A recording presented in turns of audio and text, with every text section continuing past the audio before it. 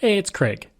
I just wanted to let you know that you can listen to Canadian History X early and ad-free on Amazon Music, included with Prime.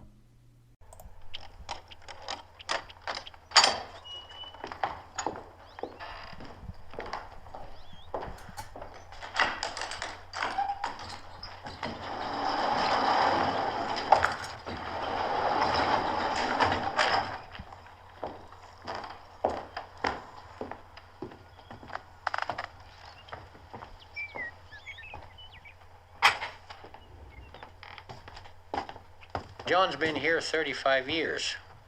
Our dad ran it before that.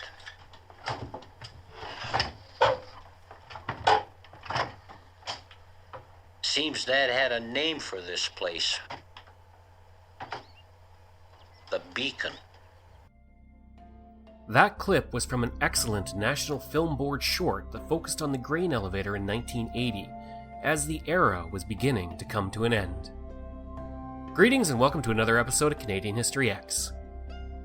If you grew up in the prairies through to the 1990s, chances are you remember grain elevators dotting the landscape. While they're quickly disappearing today, they were an important part of the landscape and the health of early communities throughout the Canadian Prairie provinces. They go by many names: grain elevators, grain silos, prairie sentinels, and of course prairie skyscrapers. They were how people knew the prosperity of a community. The more grain elevators, the more business moving through that community. And no matter the name, grain elevators all served the same purpose, and was one of convenience.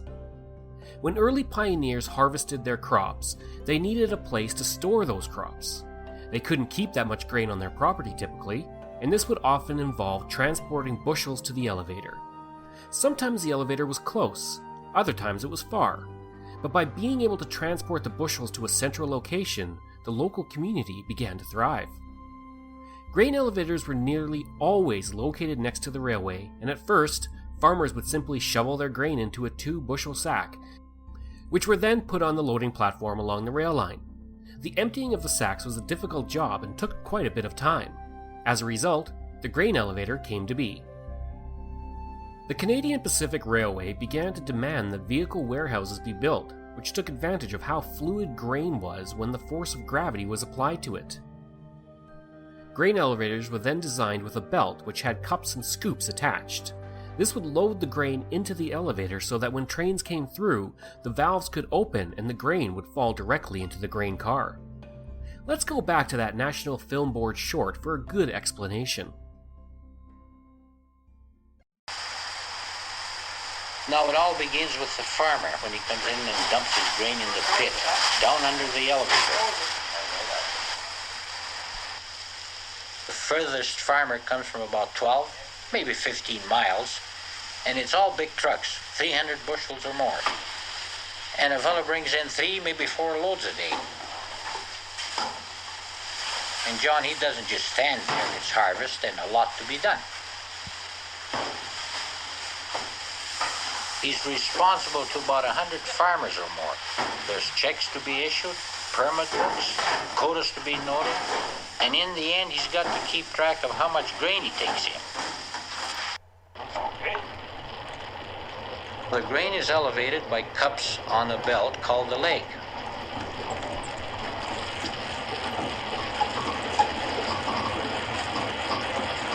And at the top, the grain falls into a funnel-like thing they call the gerber.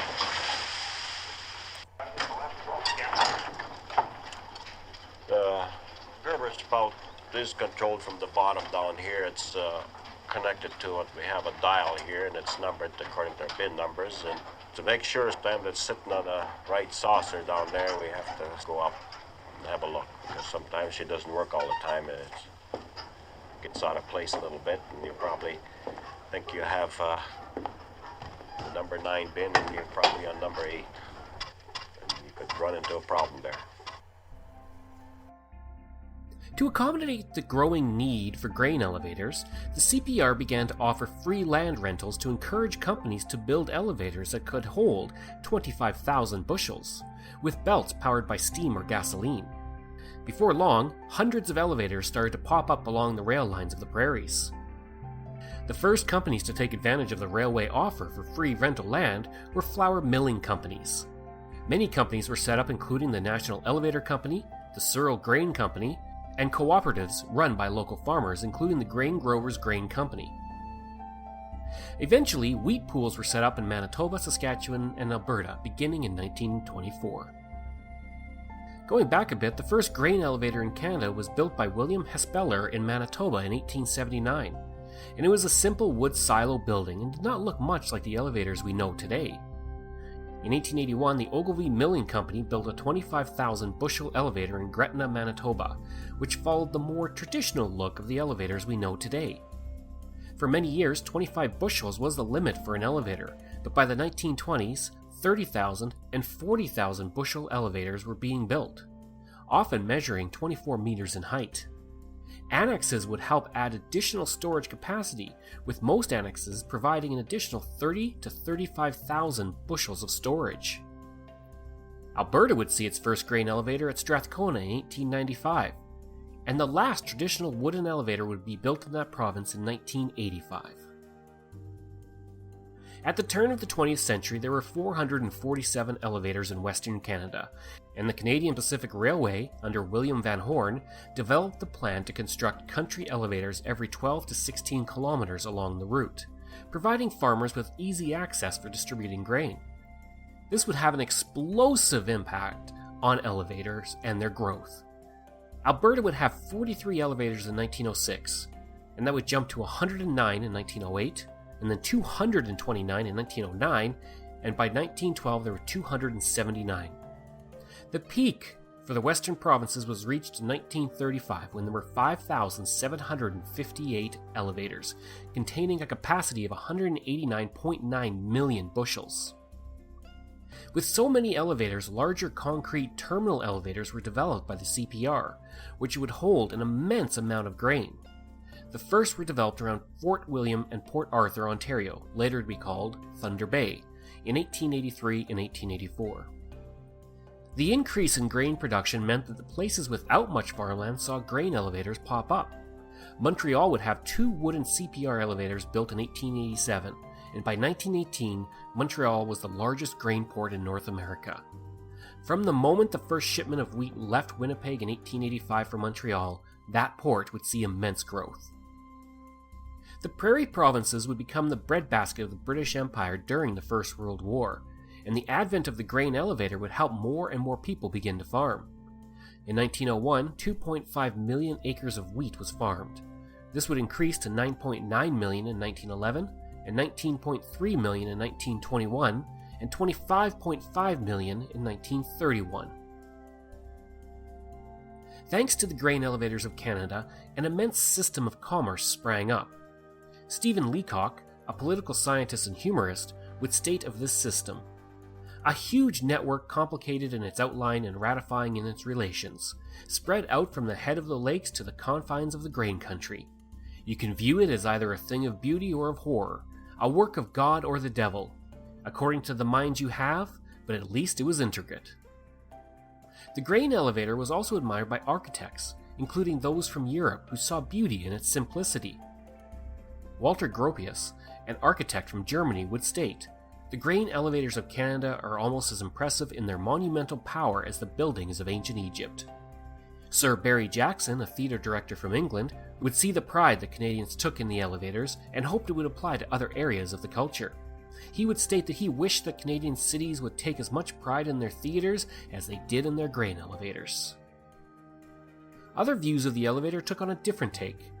Mark Abley, a Canadian poet who traveled the prairies, would state, "The standard comparison likes an elevator to a sentinel, but I had decided after thousands of miles and hundreds of grain elevators that they resemble great monopoly hotels and act like medieval churches, dominating, identifying, and justifying the villages in their dusty shade."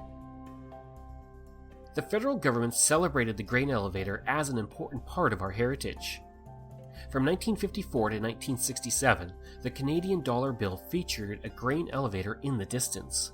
At the same time, many stamps have had grain elevators on them, including the 1930 20-cent stamp that showed grain harvesting with 3 elevators in the background. In 1942, stamps that showed war activities also had one that depicted a ship in the Great Lakes being loaded with grain at an elevator. In 1935, the National Gallery of Canada sponsored a cross-country lecture tour of John Vanderpan, a photographer who specialized in pictures of grain elevators, and most of his talks focused on grain elevators themselves. In the 1937 Paris exhibition, in the building to represent Canada, there was a model terminal grain elevator with 6 silos placed next to an entrance labeled in large letters, Canada.